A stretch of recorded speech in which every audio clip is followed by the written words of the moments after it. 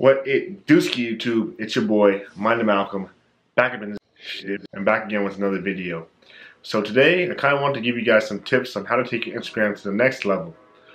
I'm not saying I'm any pro or anything, but from when I started Instagram versus where I am at now, I definitely picked up a couple tips along the way. Big shout out to my boy Joey, actually. He showed me a lot of photography tips over these years. He's definitely helped me kind of cut the learning curve in terms of getting better photos. If you want to check out my Instagram, feel free. It's at Mind Malcolm, so I'll pop it up right here. And obviously, subscribe if you haven't already, if you enjoyed the content. I'm here today with 6 tips to improve your Instagram feed overall. First of which being the most kind of looked over one, angles, angles, angles. When it comes to taking Instagram pictures, sometimes the most obvious shot isn't the best one. Always got to work your angles, whether it's from the left, up top, upside down, from some diagonal angle off a building or something. Just look at your options, because most of the time when you can kind of get a better angle and get the subject in the frame, meaning you, in a more dynamic position, it's gonna just make for a better photo. Prime example, look at these 2 photos here.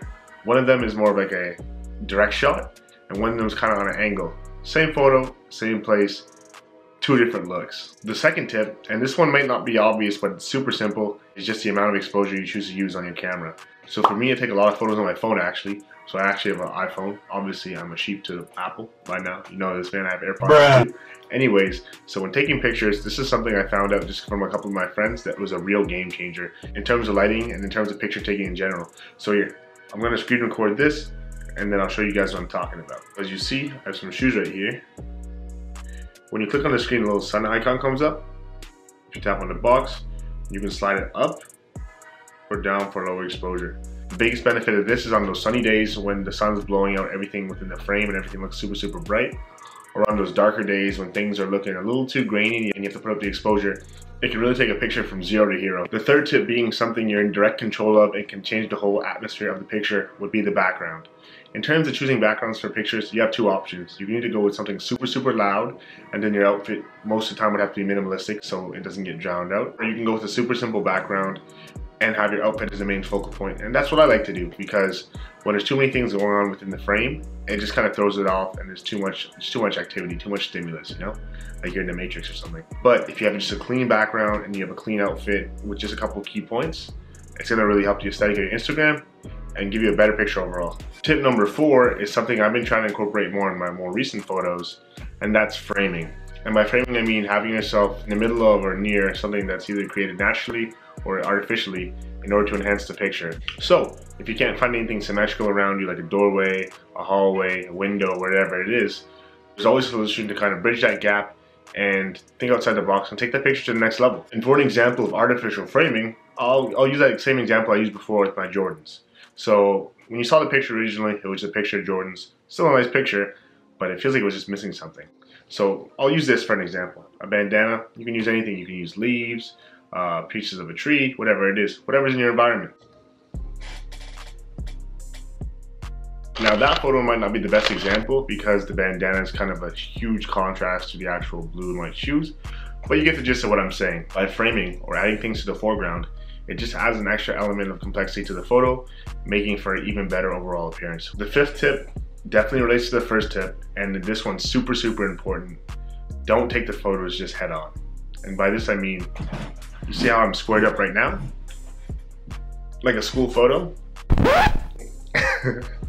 That's not what you want to do. You want to either come at an angle, kind of look away. Like right now I'm looking at the lens, but usually when I take photos, so say my homies take photos for me or whoever it is, I try to look past the lens, just a little bit to the left, or to the right, or even at their chin or at their elbow.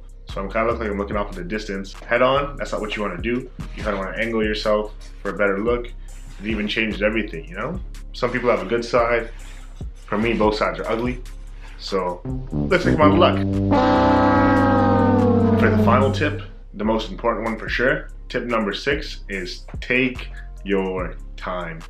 When it comes to taking photos, it's simply going to be an investment in terms of time, because sometimes when you rush it, you want to just do it within 5 to 10 minutes. You might be rushed and you might miss out on a great opportunity. Even for me, sometimes I'm just trying to take a quick pic, and I realize that photography is more of a quantity game, and it all boils down to a select few shots to actually make the final cut.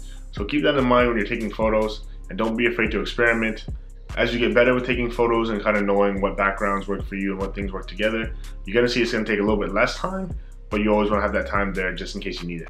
So for a quick recap of those tips, number one, make sure your angles are on point.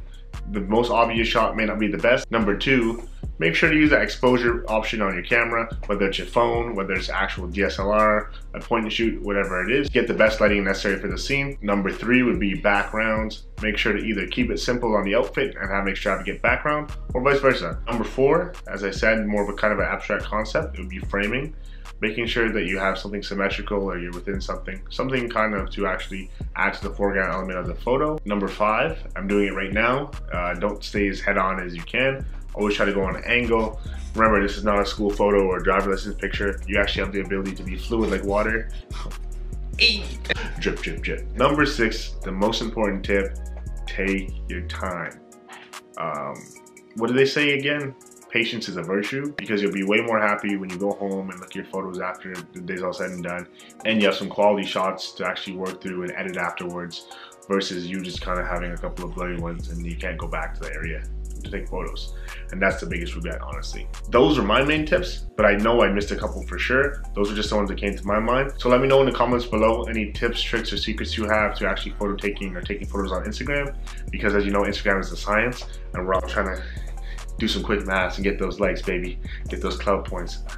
If you enjoyed the video and you enjoyed the content, make sure to smash that like button and subscribe if you haven't already. And if you want to see how I actually go about editing my Instagram photos, let me know in the comments below. I'd love to do a video on that, because I feel like that's where it's really make or break. Anyways, guys, thanks for tuning in. It's your boy, Malcolm. Checking in, checking out. Deuces.